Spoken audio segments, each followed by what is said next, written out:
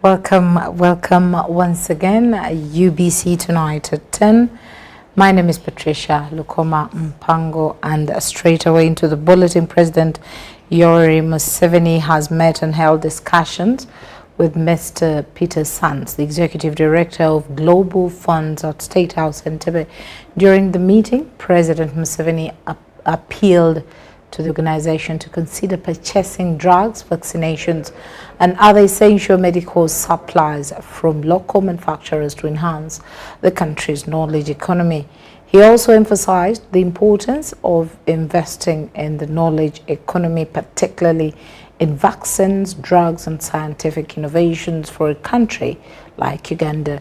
Adding to the president's submission, the Minister of Health, Dr. Jane Ruth Ocheng, outlined the 4 keys for potential procurement, including antiretroviral drugs for HIV treatment, rapid diagnostic tests for malaria and HIV, long-lasting insecticidal nets.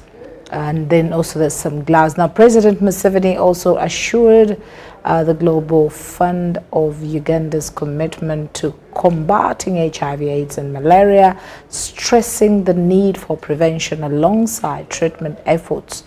Mr. Sands reciprocated the commitment assurance, expressing the Global Fund's willingness to collaborate with local markets to ensure the supply of essential medical supplies while addressing cost-cutting considerations, market competitiveness, and tendering issues. In his response, President Museveni committed to enhancing further engagement with local drug manufacturers to establish mutual beneficial terms for supplying their products to the Global Fund. And of course, that and more will be coming in a subsequent bulletin.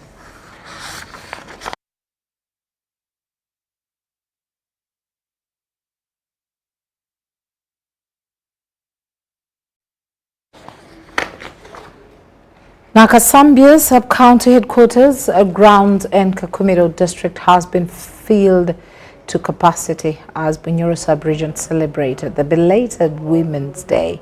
The event has been presided over by Prime Minister of Uganda, Robert Nabanja, as the main celebrant. Let's hear more from Onyango Robert.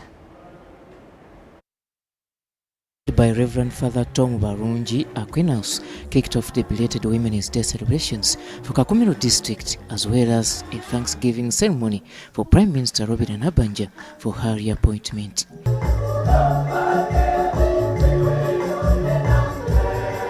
Shortly after the end of Mass, the Premier departed and later returned for unofficial Women's Day celebrations.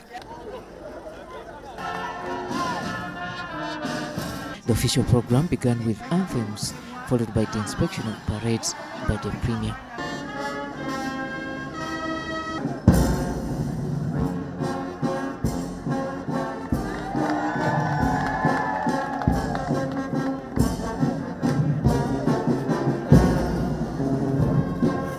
And the parade, composing of only service women, excited the congregation.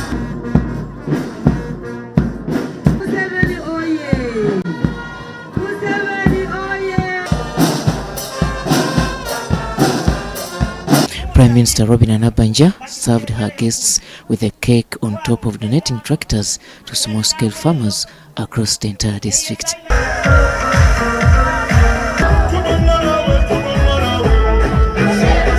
The afternoon downpour, however, did not tease hundreds of Nabanja's loyalists as the day breathed it until the last drop. For musicians, lit up Kasambia sub-county grounds for the entire program. Ministers Balamba Rugahara and Fiona Nyamutoro owned up the day.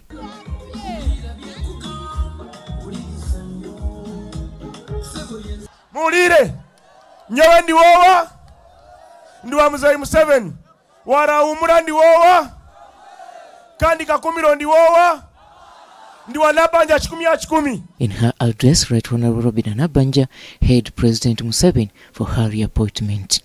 Nabanja re-emphasized that with different government programs on board, all Ugandans can tap from them to improve their livelihoods.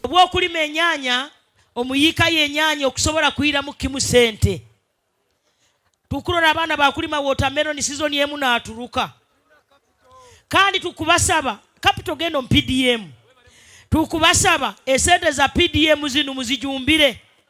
The Premier also warned school heads against charging fees in government-aided schools. She also directed the Kakumiro District RDC to evaluate the progress of PDM project in the district. The Premier ended her address by rallying all Ugandans to embrace the coming national population census.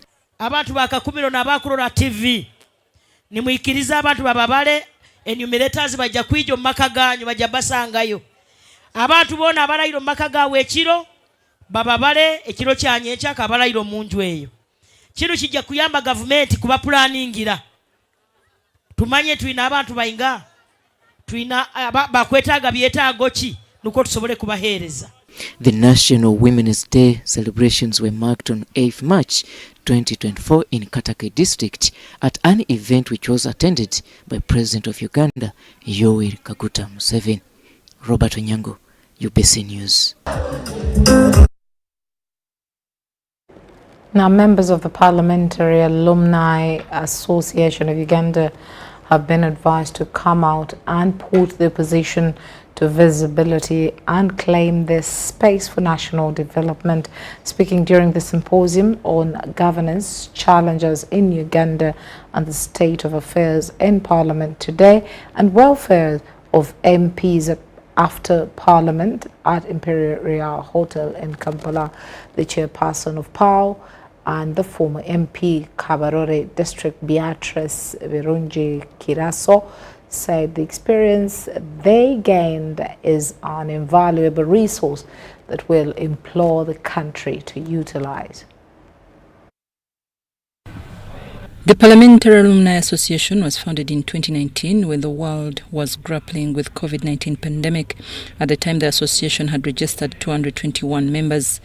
PAO registered with Uganda Registration Services Bureau in 2021 to, among others, inspire those in leadership and preserve and promote the history of the Ugandan Parliament. Since inception, PAO has held its first symposium, which focused on discussing challenges the country faces in terms of governance. The symposium comes at a time when the institution of Parliament is in public spotlight. The institution of Parliament is in the public spotlight, and sometimes not for very good reasons. We cannot be blind to that fact. We cannot pretend we do not know or we don't hear. A political analyst, Dr. Rengabo Sebastiano, highlighted unresolved governance challenges as heavy traffic jam and land fragmentation, the high cost of administration through creation of many districts, which affects the space for members of parliament. From the pension, you can mobilize your investment resources from personal savings, from accumulated wealth, from family wealth, but most importantly, from collective wealth. The way you are here, if every one of you mobilizes just 1 million, you can start a company and start supplying food in all secondary schools. Another challenge is corruption and impunity, which erode patriotism and national building. What is in public domain, we also participate in that discussion.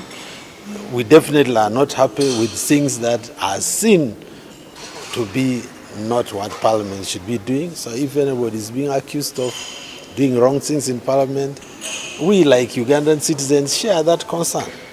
Former Member of Parliament Honorable Perez Ahabwe says, as people with knowledge and experience, they need to interest themselves in what is happening and be proactive to draft memoranda they present to Parliament on different issues. We have to be proactive. We don't have to be invited. If somebody was your rival and is in Parliament, he wants you to be buried and forever. He doesn't want you to be visible. So nobody will invite you. Other former members of Parliament had mixed reactions about the governance issues in the country and how to take their association forward. Vision, then we shall start discussing how do we sort the issue of term limits, how do we sort the issue of governance. If we just stick to the issue of constitutionalism, Uganda would be a great country. Because the role of the army is stated there, it must be subordinate to civilian authority. The need to introduce in our constitution national dialogue. Our current members of parliament, with all due respect, they lack guidance. Many of them, with this political sort of wave we are in, they fear to talk because they don't know the party position.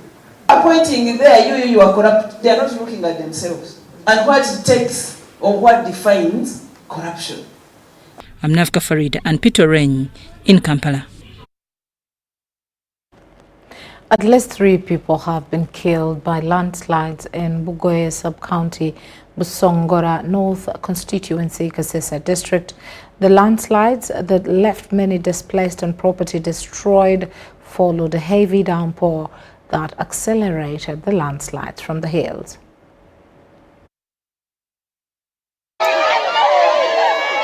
It happened yesterday at around 4 p.m.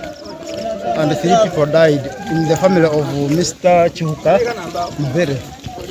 So today we are experiencing a time which is very hard, and we are going to take these dead bodies in Rukoki Sub-County. We go to them from Mapata village, where we suspect that any time landslides can occur, at least they should shift from those areas and resettle in areas which are good to settle.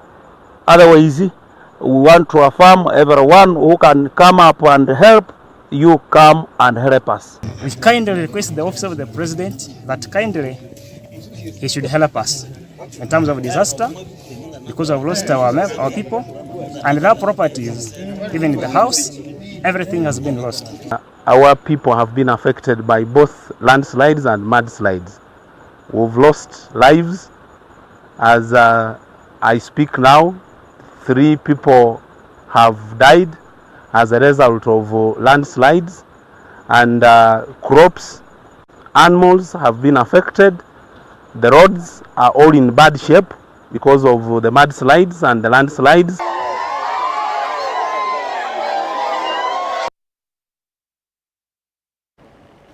Now, the Joint Staff Political Commissariat, Major General Henry Masiko, has underscored the importance of ideological consciousness in the Uganda People's Defense Forces, stating that the latter is a military of ideology. Let's hear more in this report.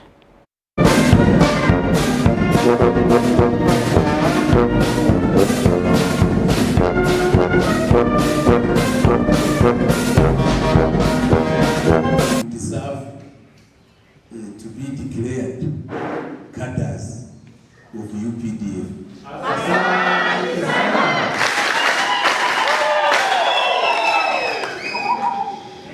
So you are here to orient your attitudes, your utterances, your actions, your thinking, to orient your tongue, what you will say, but above all, orient your actions, which should be actions for solutions, not for problems.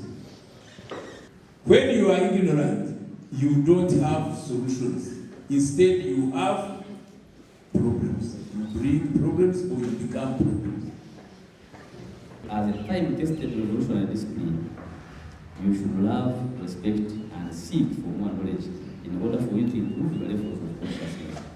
You are expected to put again the knowledge to practice so that everyone can satisfy that you are indeed a unique part of a new clear political and conscious cadres, and the leadership has confidence in you. That's why they brought you here, and you should never betray that confidence. Remember, you can contribute in your own way so long as you are working diligently. You don't need to be a boss to make change. Just maintain your conscious discipline, be tenacious, love and respect to work, be selfless and exemplary. And as change agents, we are told, always provide solutions, be part of the solutions, and always not be part of the problem.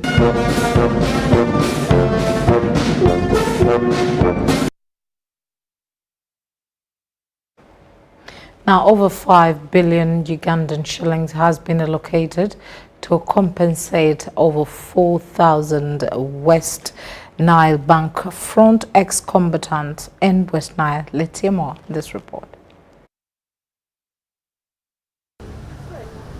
The Cabinet of 25th April 2024 approved the payment of 26.1 billion, of which 5.1 billion due to West Nile Bank fraud to be paid this financial year, and 21 billion to UNRF 1, that is led by Moses Ali and other residual groups, to be paid in the budget, the fiscal year 2024-2025. Therefore, indeed, we are in progress when you look at this statement. The initial step in the process of effecting the payments commenced with the mobilization of the ex-combatants in the West Nile districts of Pakwach, Zombo, Nebi, Mariokolo, Arua City, Maracha, Teregu, Koboko, Yumbe, Obong, Moyo, and Adjumani. The mobilization was followed by the verification of the ex-combatants of the West Nile Bank front, which was completed through the Security Ministry. A verified schedule of 4,901 ex-combatants was subsequently approved for the payment to absorb the budget of 5.1 billion, which was raised from the budget of the Ministry of Defense and Veteran Affairs in the financial year 2023-2024.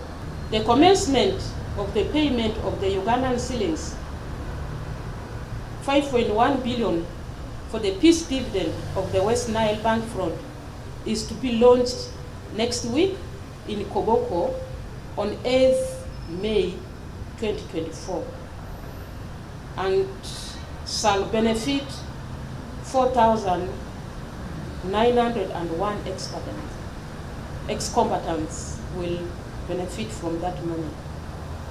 And I also invite you to join me in Koboko in doing this noble cause to our people.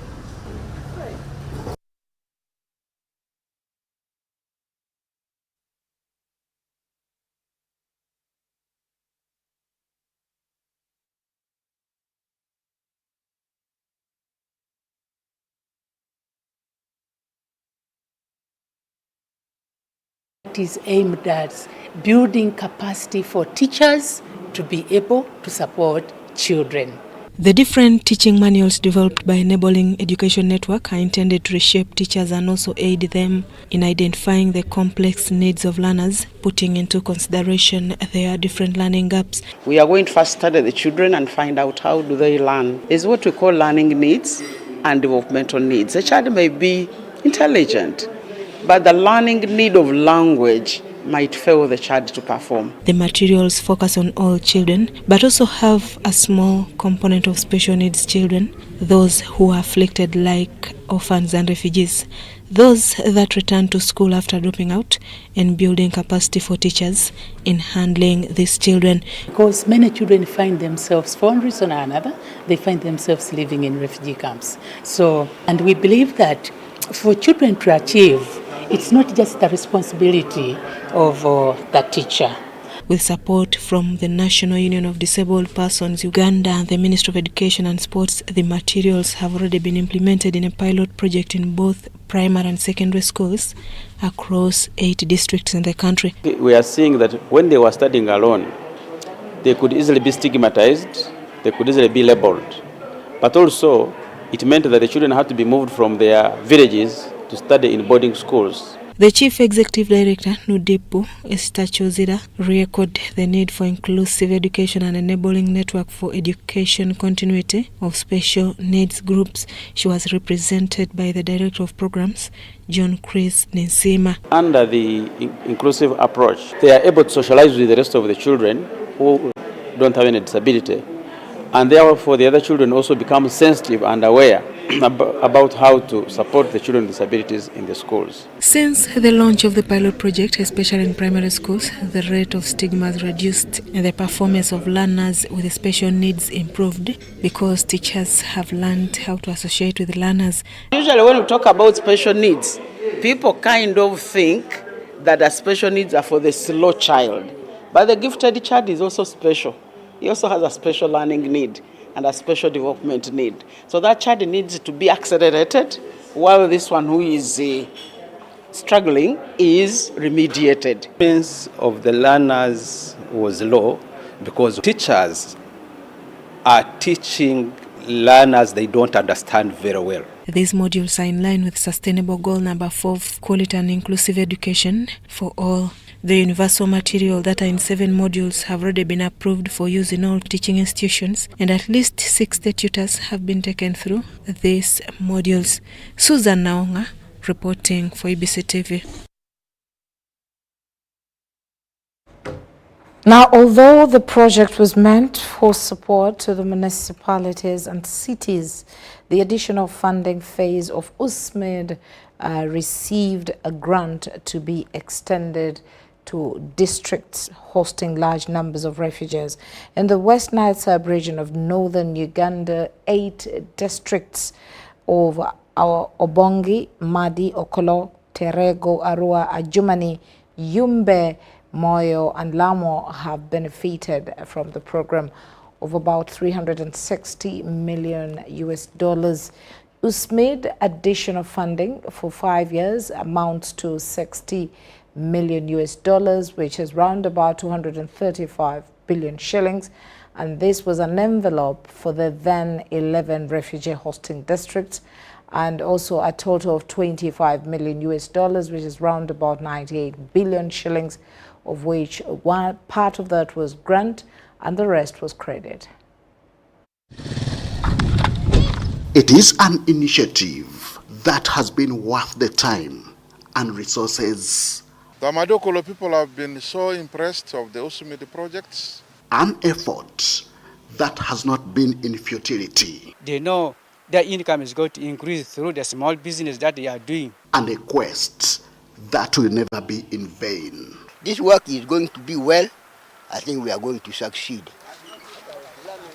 This is what has become of USMID projects in refugee hosting districts of West Nile in northern Uganda.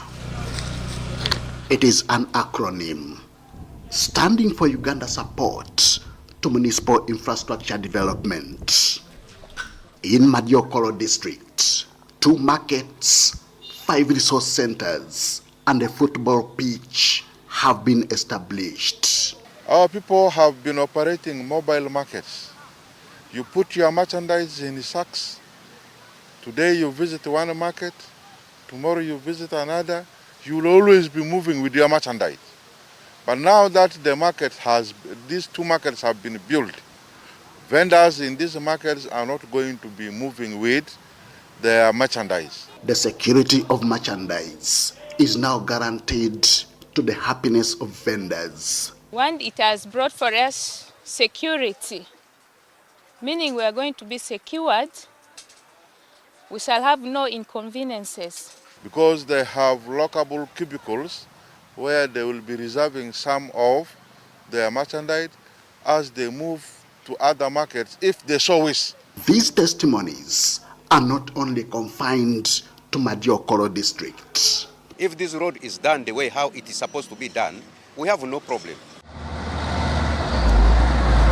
Ajumani district is reported to host the highest number of refugees in Uganda, a number that could be equivalent to the nationals with 19 settlements scattered in and around the area. The upgrading of a 3.9-kilometer road, establishment of a leisure park and a resource center is just enough for both locals and leaders to appreciate. As far as USMID project is concerned, I think the people of Ajumani are smiling. Not only smiling, but also celebrating.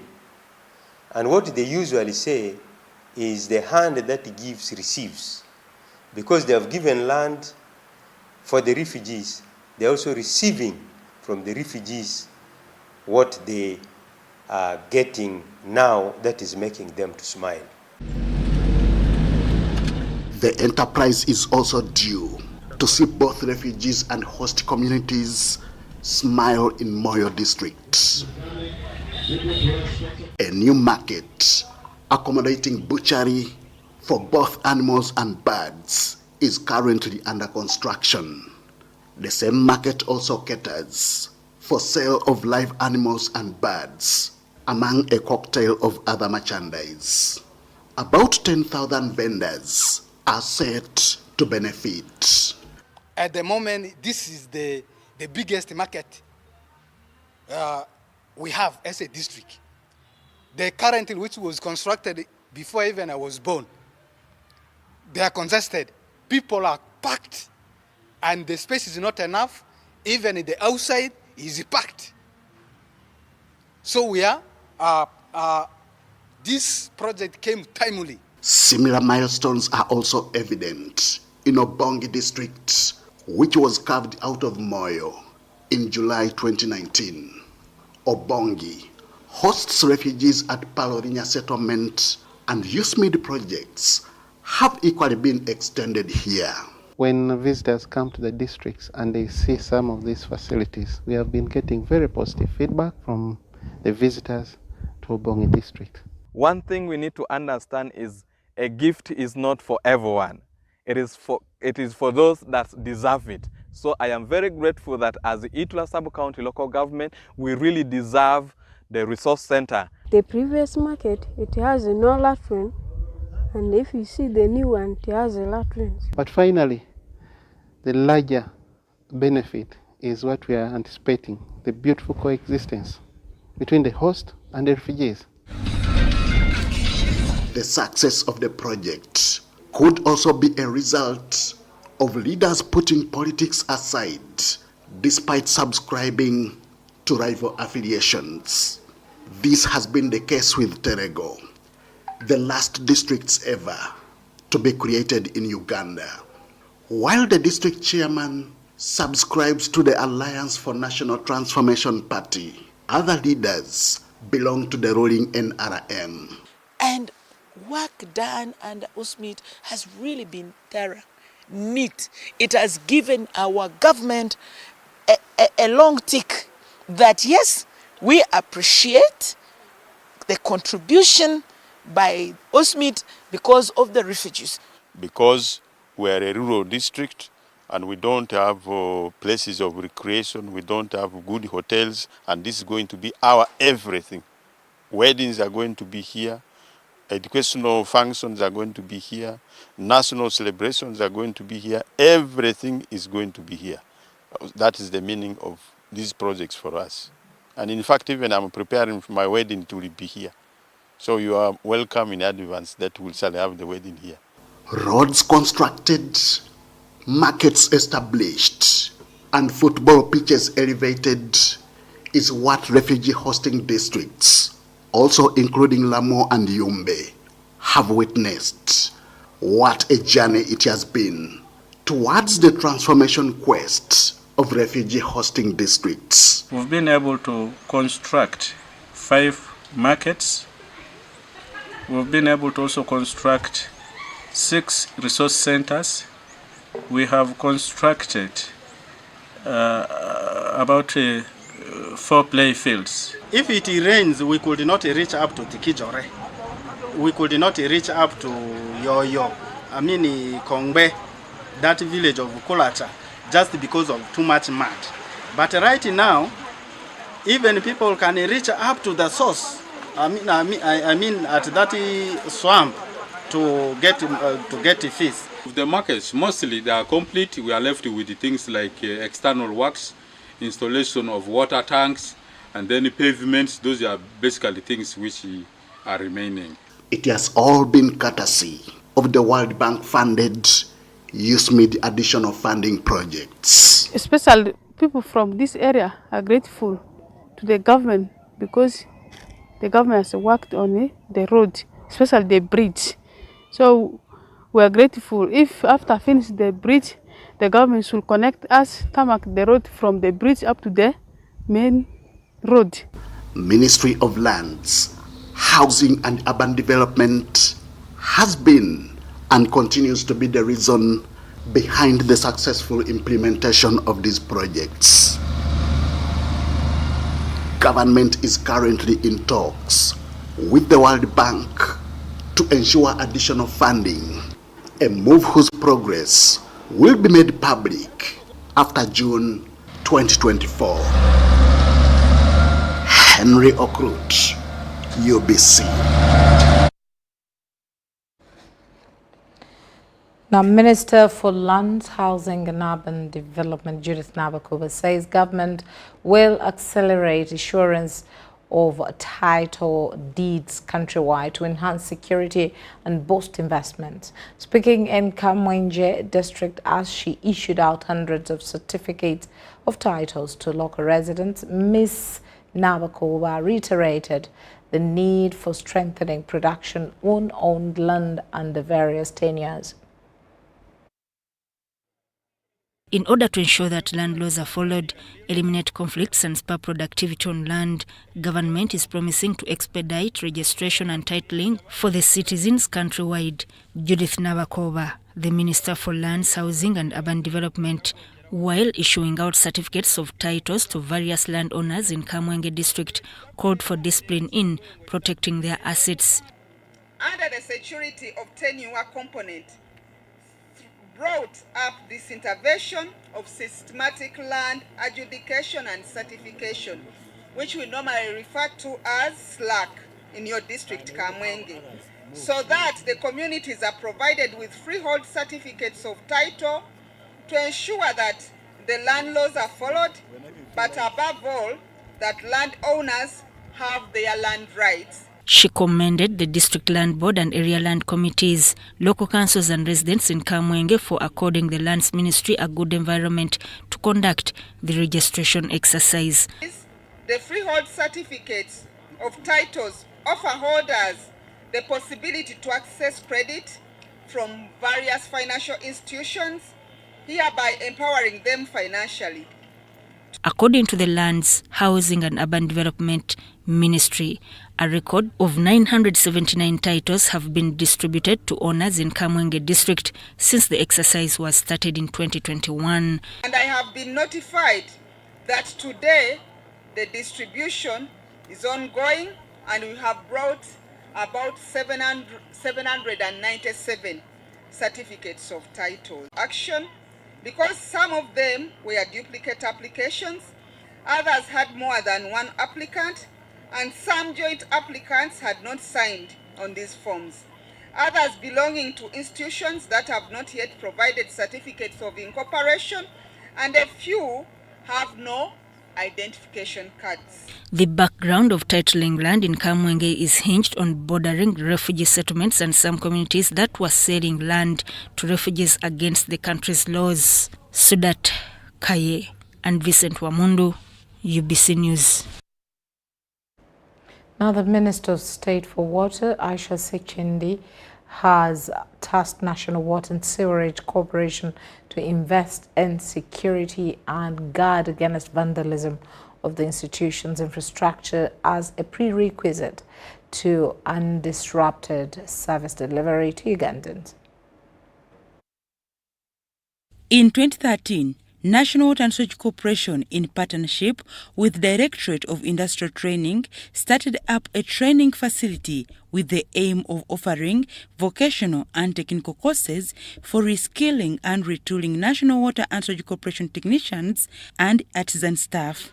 On Friday, the institution passed out over 500 graduates with workers' practically acquired skills, better known as workers' pass certificates. Our dear Sarah Rebecca.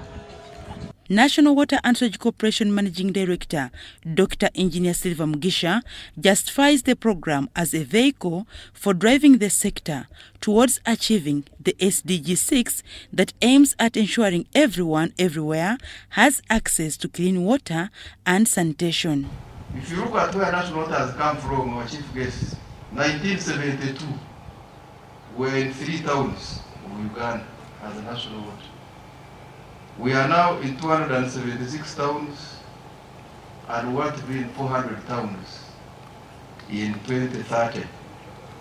Witnessing the auspicious ceremony were National Water and Sewage Corporation board members, officials from the Directorate of Industrial Training, and representatives from sister government agencies in the water and environment sector. The goal of the third National Development Plan, NDP 3 2021-2025, is to increase the household income and improve quality of life of Ugandans. Training of National Water and Sewage Corporation staff in vocational skills development is a direct contribution to this objective.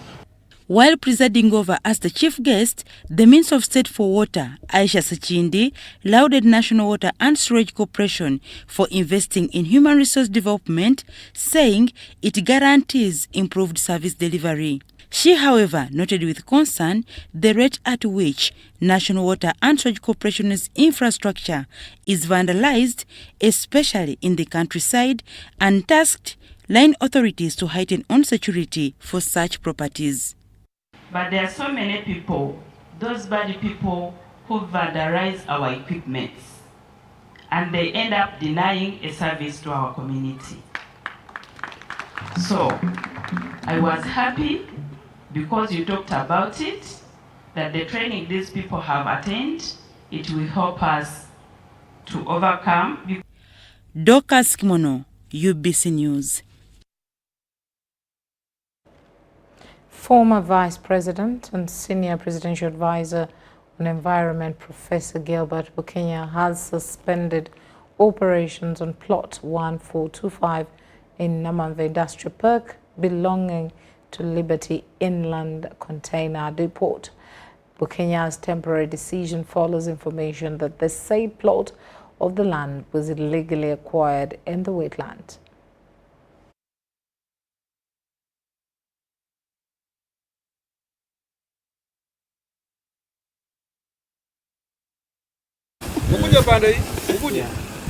I was asking these people,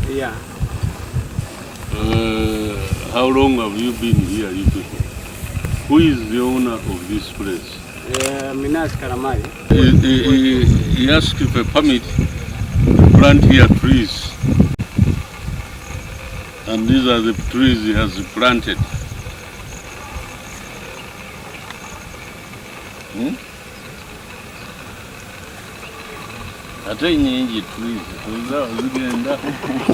How big is the area? About 9 acres on that side, and about 30 acres this side. Yeah. 30. When you say 9 acres, that side you mean where? Where there's there are buildings. Yeah, where there's some boundaries up there, where we park the car. Yeah, that side. Ah, no, I meant this. Yeah, this side is about 30, but there is 9. Yeah. How did you acquire this place? We bought it a long time ago. From who? From there was another local guy who had it, so we bought it. We've had this over 10 years now. Where is the local guy? That one I don't know. Like I mentioned, we bought it over 10 years back. Yeah, so we've been here for over 10 years. But as you are aware, this was a national forest reserve. Yeah, that one, we heard about that one. We even went to court, and there was even a court case that had already ruled on these areas. No. It was there. No. And even this side where we are, even there it was already degazetted. No, but here, I have information that you applied to acquire this forest. It's not here. Where is it? It's not here. Even the same thing, you were in the court for the same thing. No. I don't mind the court. I prefer facts. Yeah, no. So you can know I love this land. I want it to That's what I was saying. Whatever you want us to share, we can avail. I want it to be replanted. I want those side imposed private property you tow it, you put there government property until otherwise. In the meantime, zero activity here. I'm waiting for NFA people. Esigala nti forest reserve wala tebagidigazetinga. Digazetment kitegeeza nti kyakyusibwa nekifuulibwa ttaka lyakozesebwa mirimu mirala. So tebeera nga digazeted tukitwala nti forest reserve. Ekitulemesa nti ewali emisonga za court toyinza kujja full board nga tusuubira nti nno amateeka gajja kulungamya tulabe ekyokukola. Wano wonna kibira oba lutobazi? Ekibira kiba kirina parts nyingi, kirina parts z'entobazi, kirina ewabeera emiti newabeera grassland. So kyonna kisigala nti forest reserve. Newatali muti, it is land reserved for forestry purposes. Yes.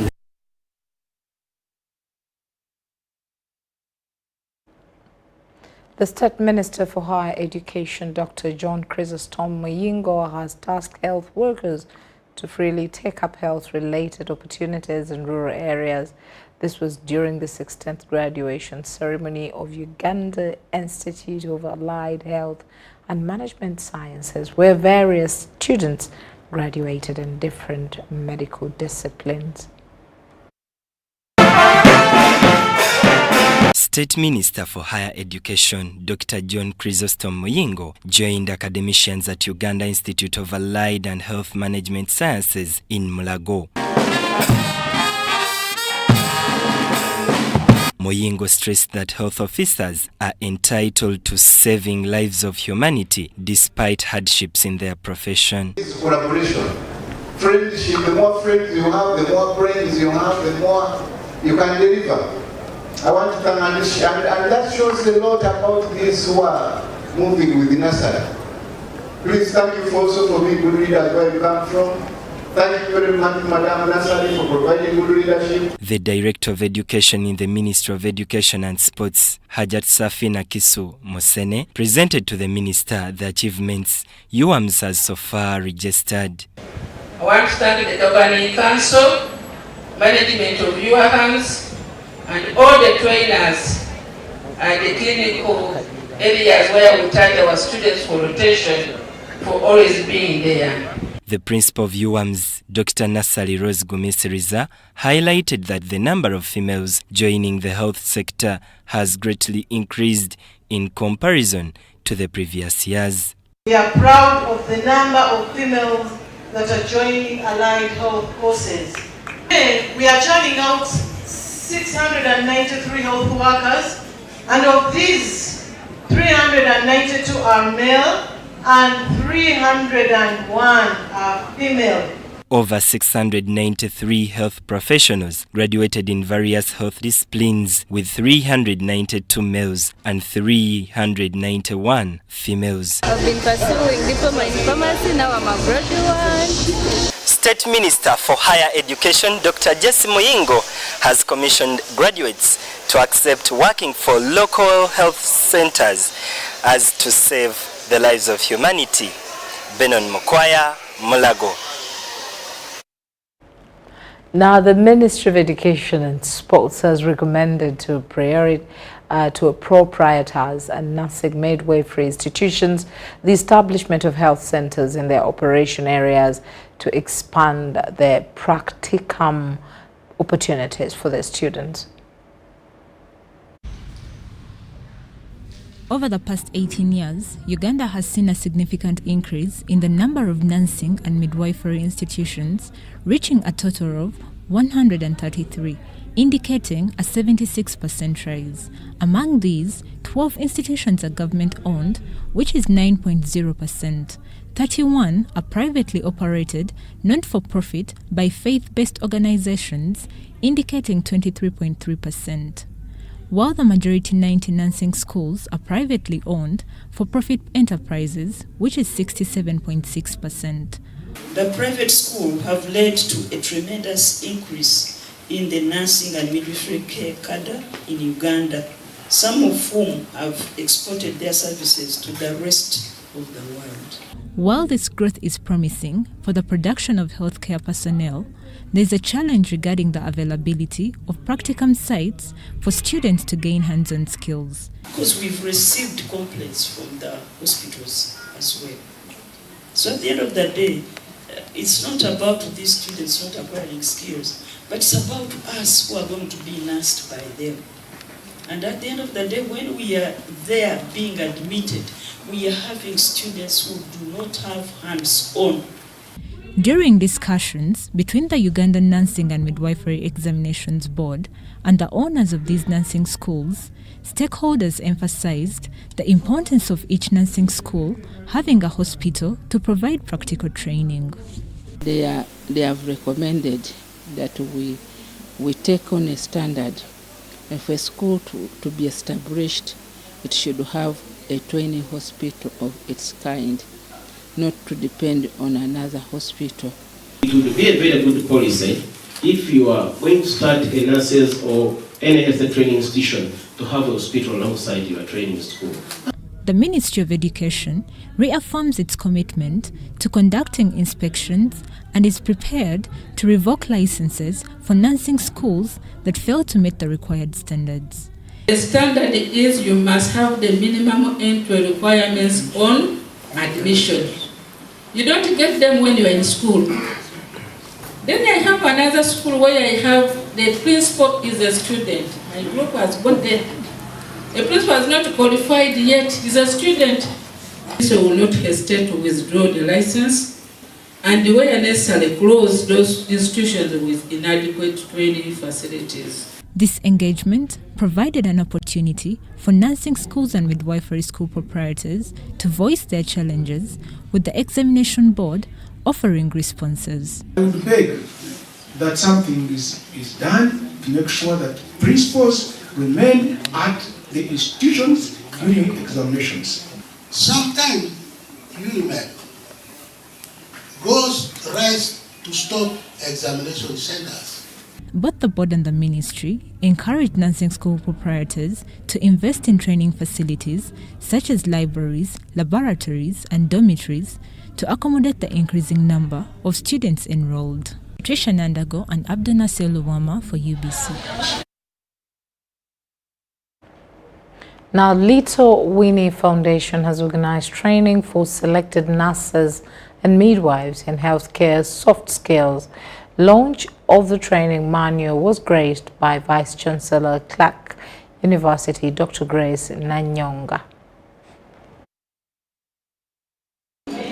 On several occasions, patients have raised concerns over the behavior and attitude of nurses and midwives in line with their duty, which in turn affects service delivery. From the time the nurse reports to the ward, her talk, her speech, and everything about her is about her patient. Since we are always at work, we are always so busy, so you might face some challenges with dealing with difficult patients. In lieu of this, Little Winnie Foundation has organized a soft skills in healthcare training to improve service delivery of nurses and midwives towards patients. So we have told the nurses and midwives to be able to think outside the box, look at things that can be able to help them grow, if there are innovations in different areas that can actually help them to grow. Little Winnie Foundation has been able to make us realize that we need, no matter how the patient is difficult and no matter how the situation is, you need to work on the patient positively. This is something that we need to totally put in the training of all the nurses and midwives in the country. Gracing this training and launch of the training manual was Dr. Nanyonga, Vice Chancellor of Clark University. Healthcare systems require more resources we do not have. So we need nurses and doctors and midwives who can innovate and bring new solutions to the table. And that means that they need to think outside of their current scope in their technical skills. Dr. Nanyonga, however, expressed the need to include soft skills training in the nursing and midwifery curriculum by the Ministry of Education. The surveys that we have done consistently reveal that patients can be so frustrated with midwives, nurses and doctors. We know that the healthcare system is not as responsive, that there are so many people who are left out. So how do we create an environment that is more inclusive, where every Ugandan, every national of this country is able to access a quality care experience in any healthcare setting, whether private or public? Nabukeda Winnie, Chief Executive Officer of Little Winnie Foundation, highlights the reasons why she decided to come up with the initiative of training nurses and midwives. That is looking into training other trailblazers and change makers into health to be soft skills trainers. Partners like Ministry of Education, Uganda Nurses and Midwives Council, Ministry of Health, and any other organizations, hospitals, universities and schools should be able to incorporate soft skills into these trainings for young health professionals. The training, which was attended by over 70 nurses and midwives from different hospitals and health facilities, comes at a time when the country awaits commemoration of the International Midwives' Day on 5th May and the International Nurses' Day on 15th May this year. Maureen Babidie, Deborah Namamonde for UBC News.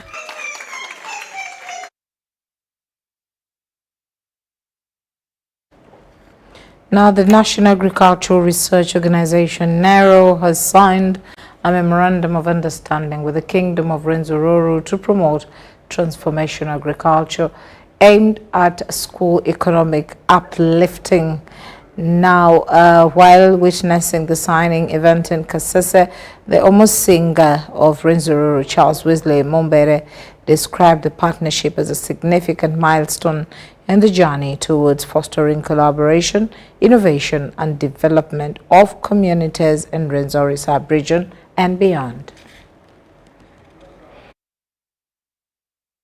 It is with great pleasure and optimism that we gather here today for the signing of this memorandum of understanding between Obusinga bwa Rwenzururu and the National Research Organization.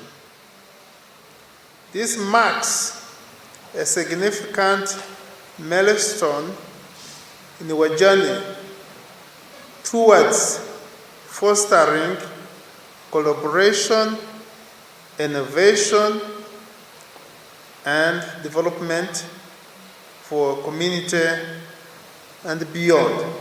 It is the first of its kind, whereby a whole king is witnessing a moment like this.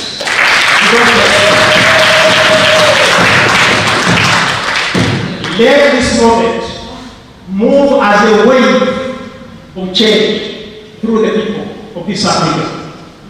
What are we going to do? As NARO, we are going to bring the technologies. For example, we have crop varieties that have been developed by our scientists over the years that are good in terms of production, they are fast yielding, and they are resistant to diseases and pests. We will make sure that we bring those varieties within the communities for enhanced productivity and production.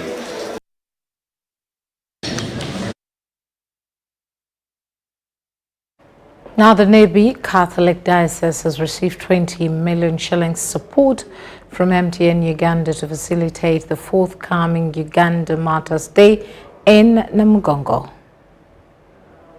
Is of national importance, and if you may recall, our theme this year is we work with communities. We want to be together with communities. Where communities are is where I want to be. So wherever we see a need to be together, a need to support, where communities will be, where our customers are, both current and potential, where there is an initiative which of national importance and to the social communities, we want to be there.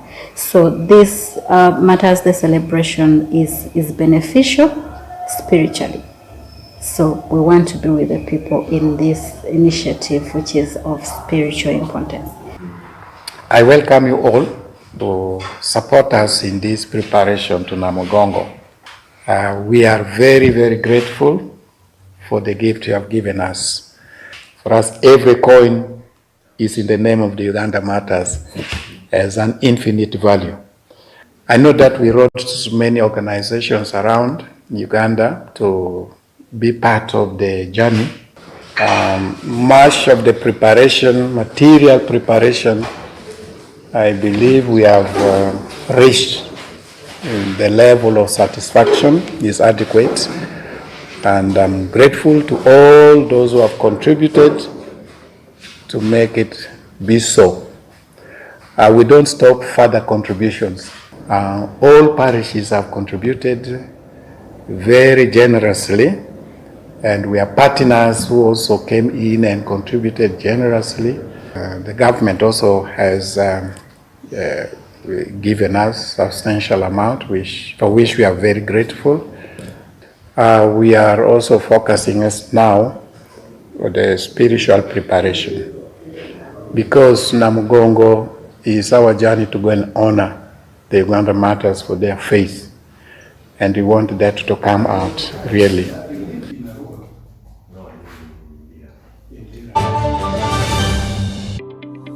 The Uganda National Oil Company, UNOC, is wholly owned by the Government of Uganda and was established to safeguard and promote Uganda's commercial interests in the petroleum sector. UNOC has two subsidiaries, the Uganda Refinery Holding Company, URHC, which will hold a 40% stake in the 60,000 barrel per day refinery and manage the development of Kabalega Industrial Park, and the National Pipeline Company Limited, NPC, in charge of pipelines, storage, and downstream business ventures. This subsidiary holds 15% interest in the East African Crude Oil Pipeline, ECOP. ECOP is a 1,445-kilometer long pipeline that will transport crude oil through 10 districts in Uganda to the port of Tanga in Tanzania. UNOC is also actively engaged in crude oil exploration, development, and production activities, and its participation role includes a 15% stake in the Tilenga, Nwoya, and Bulisa, and Kingfisher development projects, Chikure. UNOC also holds the exploration license for Kasuruban Block in Hoima, Bulisa, and Masindi. UNOC currently owns and manages the Ginger Storage Terminal and will build a 320 million litre capacity terminal in MPG called the Kampala Storage Terminal. At UNOC, we're harnessing the potential of Uganda's petroleum resources, forging a sustainable future and preserving the natural beauty of Uganda.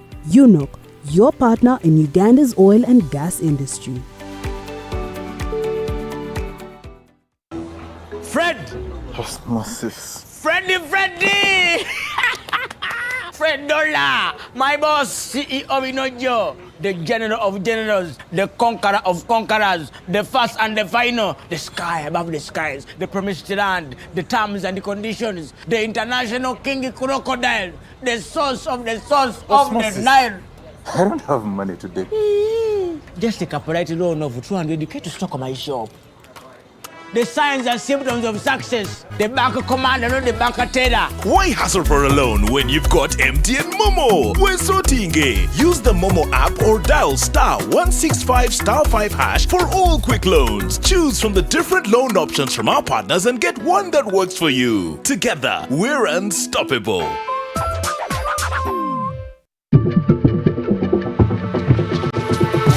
Uganda's biggest tourism and travel trade show of the year is here again. The 8th edition of the Pearl of Africa Tourism Expo Poate 2024 under the theme Responsible Tourism will be taking place at the Speak Resort Convention Center, Munyonyo from the 23rd to the 25th of May 2024. It's your chance to connect with tourism and travel professionals from across the globe. Discover travel holiday deals, packages, and so much more. Visit www.poate.co.ug to register and be part of the event. The Pearl of Africa Tourism Expo Poate is brought to you by the Uganda Tourism Board.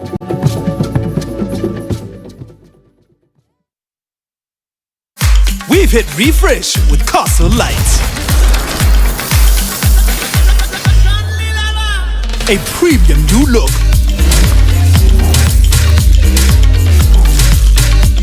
With a shiny silver label. An innovative cold indicator. A premium green neck label for a crisp and easy drinking beer. Fresh new look.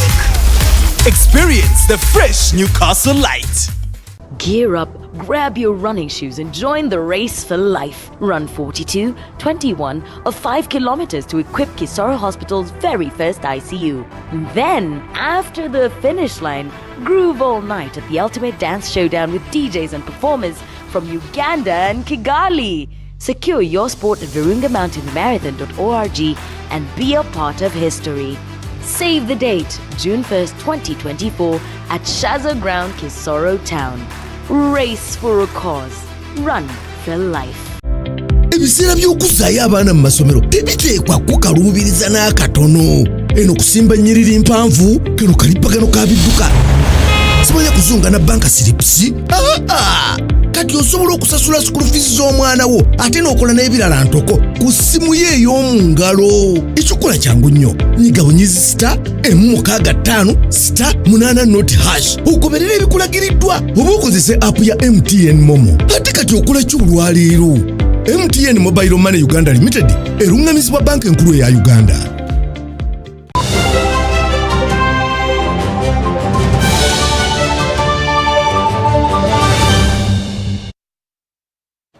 And into the world of business, Ministry of ICT and National Guidance has hosted the ethical hackers from different ICT institutions to develop digital solutions to curb challenges in the agriculture sector. Let's hear more from Lydia. The Agri-Tech Hackathon 2024 is a milestone in a journey of leveraging of technology in finding solutions to challenges. Innovators from different ICT institutions are to develop digital solutions to be used by farmers in the agriculture sector to curb challenges faced. Imagine a future where smallholder farmers access real-time weather forecasts, soil quality assessments, market prices via their phones or other digital and smart media. Picture also smart sensors collecting data about the crop health, water usage, pest infestations. These will empower farmers to make data-driven decisions. While officiating the function, State Minister ICT Joyce Nabosa Sebugwao cited how the agriculture sector, amid its achievements, has challenges that call for urgent digital solutions. Bringing together the brightest minds in technology, agriculture, and business, we aim to develop innovative solutions that will propel Uganda's growth and development.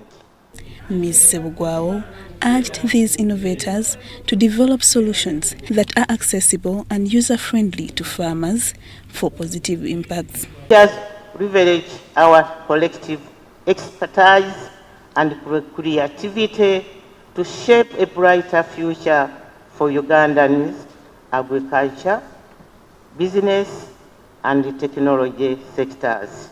These were also urged to consider these technology services as a catalyst for socio-economic contexts of the farmers. Solutions should empower farmers with real-time data, mitigate environmental impact, and enhance market competitiveness. By leveraging cutting-edge technologies such as IoT, blockchain, and data analytics, we can pave the way for a more resilient and prosperous agricultural sector. The ministry is looking at partnering with the private sector to scale efforts to create an impactful role in dealing with challenges that are faced by the sector. With its advancements in artificial intelligence, robotics, big data, and the Internet of Things holds the key to transforming every aspect of the agriculture value chain, from farm to the fork. The Agri-Tech Hackathon 2024 was held under the theme Utilizing Industry 4.0 Technologies to Address the Challenges Confronting Sustainable Agriculture in Uganda. Lydia Chomkama, Dan Lugemwa, UBC News.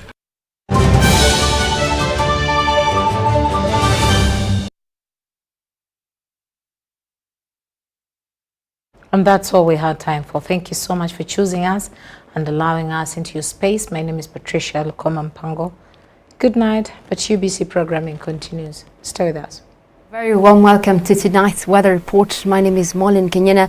Now we continue to see rains across several places within the country, most especially towards the Karamoja region in northern Uganda, where I've recently seen flash floods, and that has been mainly because of the position of the rain belt that is aligned over several places within that region. Now also looking at tonight, our weather tell indicates that we're still from the satellite, while looking at more of the rain belt widely spread across several places within the country. That explains the rains we had today across several places, as well as the local effect, especially for the Lake Victoria Basin, that continues to give us rains as well over that region. Now tomorrow morning we do expect to start off with rains that will be across several parts within the Lake Victoria Basin and much of central Uganda.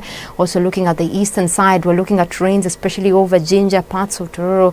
Soroti will start off with mostly a mix of clouds and sunshine. Now looking at the western stretch, we still expect rains especially for Midwestern, the Rwenzori area, and also across Kigezi Highlands. Now the northern area, we will be looking at those rains again for the Karamoja region and parts of central northern Uganda. The rest of the area will have mostly sunny intervals. As we move over into the afternoon, we see more rains developing for parts of central as well as the Lake Victoria Basin. 28 degrees centigrade forecast for Nakasongola, and Kampala will be at a chilly 26 degrees. Looking at the eastern part of the country, we do expect those rains again for several places. Most of that will be accompanied with thunder showers for eastern Uganda. Temperatures going up to 29 degrees. That will be for Soroti. Now the western stretch will still see those rains again coming through, with temperatures expected to be around 28 for Midwestern as well as the Rwenzori area, and thunder showers forecast for Kigezi Highlands. And the northern part of the country, rather, we're looking at those rains again coming through. Most of that will be accompanied with thunder showers for the Karamoja region and the central part of northern Uganda. Temperatures will be at a high of 29 degrees. Now, some of the cities that we have for you beyond Uganda, we are forecasting sunny intervals that will be across Cairo. Also, Dubai, we're forecasting sunny conditions with a warm day at 33 degrees, and rainy conditions are forecast for Nairobi with a chilly 26 degrees. That brings us to the end of tonight's weather report. Thank you so much for joining us. My name is Molin Kenyana, wishing you a good night.